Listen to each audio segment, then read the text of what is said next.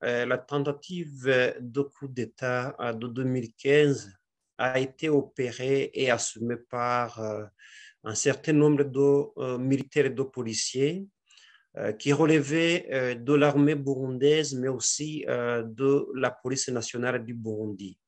À côté de cette catégorie, qui a subi aussi des violations en termes de procédures judiciaires, il y a une autre catégorie de personnalités qui relèvent des milieux divers, notamment des milieux politiques, mais aussi de la société civile, sans oublier les journalistes et les avocats, qui ont été impliqués et de manière arbitraire dans cette tentative de coup d'État et qui ont été condamnés en violation d'un certain nombre de principes et de dispositions légales relevant soit des textes de droit burundais, mais aussi des textes internationaux qui ont été ratifiés par le Burundi.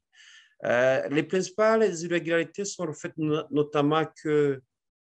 lors de l'accusation, on a mêlé un certain nombre de personnes qui n'avaient pas de lien évident dans la commission de cette tentative de coup d'État. C'est le cas notamment, comme on le disait tantôt, de certaines personnalités relevant de la société civile ou des médias, mais aussi de certaines personnalités politiques qui, visiblement, n'avaient pas un lien évident avec les militaires ou les policiers qui étaient impliqués dans cette tentative.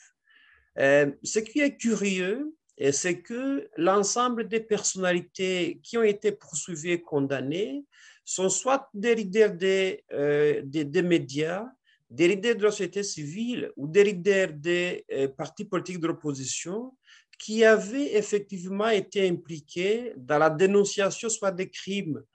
qui étaient commis depuis 2015, soit dans les manifestations qui ont eu lieu en 2015. Le fait que l'ensemble de ces personnes ont été impliquées comme ayant commis un coup d'État alors que ce lien où la participation effective n'avait pas été démontrée, ça montre tout simplement que l'instruction qui a été menée par le procureur général de la République et le ministère public a été biaisée à plus d'un titre. Il est connu en vertu des principes du Code de procédure pénale, mais aussi en vertu des dispositions de la Constitution et des instruments internationaux qui lient le Burundi, que l'instruction d'un dossier pénal doit se faire à charge et à décharge. Mais dans le cas d'espèce,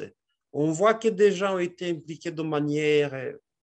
arbitraire dans ce coup d'État, dans ce dossier pénal, alors que les mêmes personnes n'avaient pas été entendues. C'est le cas aussi des personnes qui étaient au départ sur la liste des personnes accusées, mais qui par la suite avaient été enlevées sur cette liste, alors qu'elles n'avaient jamais été entendues. Tout cela pour dire que la liste des personnes qui devaient être poursuivies a été confectionnée pour des fins politiques par le régime au pouvoir afin de régler des comptes à l'endroit des personnalités, des défenseurs des droits humains, des opposants politiques dont leur voix poussait plus loin pour dénoncer les crimes commis par le régime du CNDD-FDD. Une autre irrégularité se manifeste au niveau de la compétence de la juridiction qui a instruit le dossier. En effet, comme un certain nombre de militaires qui avaient un certain grade et qui pouvaient bénéficier d'un privilège de juridiction n'étaient plus en fonction, on ne comprend pas comment ce dossier a été instruit par la Cour suprême, alors que si on analyse le profil de toutes les personnes qui étaient poursuivies, il était évident, en vertu de la loi, que ces personnes devaient être plutôt poursuivies par une juridiction ordinaire. Une autre irrégularité, c'est qu'il n'y a pas eu d'audience publique dans ce dossier, alors que la loi, y compris la Constitution, impose que les audiences en matière pénale soient publiques. La publicité des audiences est un principe fondamental parce que, dans le cas contraire, on constate que ce dossier a été instruit, jugé en clandestinité, pourquoi pas par les organes du CNDD-FDD, alors que c'était la justice qui, en principe, devait instruire et juger un tel dossier en conformité avec les règles et principes qui guident ce genre d'audience. Une autre irrégularité qui n'est pas la moindre, c'est que les personnes qui avaient fui le Burundi non seulement n'ont pas été entendues, mais tous les émissaires qui avaient été envoyés, notamment les avocats qui étaient commis pour pouvoir analyser les éléments du dossier, ils n'ont pas pu avoir accès au dossier, mais par contre, ils ont subi des représailles telles qu'ils ont même abandonné dans la suite de faire quoi que ce soit dans ce dossier. Les personnes visées également et qui étaient en exil ont contacté la CNIDH pour qu'elle puisse mener